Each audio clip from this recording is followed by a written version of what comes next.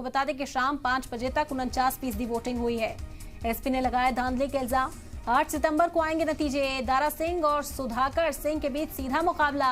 बारिश की वजह से भी वोटिंग पर असर पड़ा। शाम 5 बजे तक के जो आंकड़े सामने आए, 49% वोटिंग शाम 5 बजे तक हुई।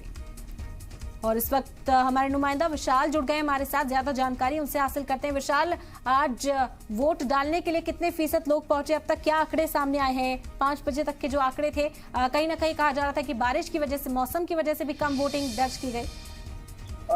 देखिए, चूंकि उपचुनाव में उत्तर प्रदेश में देखा जाता है कि ये जो चुनाव होते हैं इसमें कम वोटिंग होती है, लेकिन कुछ के हिसाब से अगर कहा जाए तो ये तौर पर कह सकते हैं कि फिलहाल अभी जो वोटिंग का जो परसेंटेज है वो 60 के ऊपर पहुंचने को मिला। हालांकि जो ऑफिशियल आंकड़े हैं वो बस कुछ ही देर के बाद जारी किए जाएंगे, चूंकि 6 बजे तक का पूरा मतदान का समय था और ऐसे में उस मतदान के बाद तमाम जो लोग अंदर वोटिंग कर रहे थे उनके जो आंकड़े हैं वो थोड़ी देर के बाद आएंगे। लेकिन हाँ, ये कहा जा सकता है कि एक अच्छी वोटिंग जो है वो सुबह देखने को मिली, लेकिन शाम को चूंकि बारिश होने लगी थी, तेज बारिश की वजह से करीब 1 घंटे तक मतदान करने जो लोग आए थे उनको परेशानी उठानी पड़ी। इस वजह से हो सकता है कि कुछ मतदान का प्रतिशत कम हो, लेकिन अभी अगर हम बात करें तो ये कह सकता है कि आज पूरा दिन शांतिपूर्ण ढंग से मतदान किया गया है और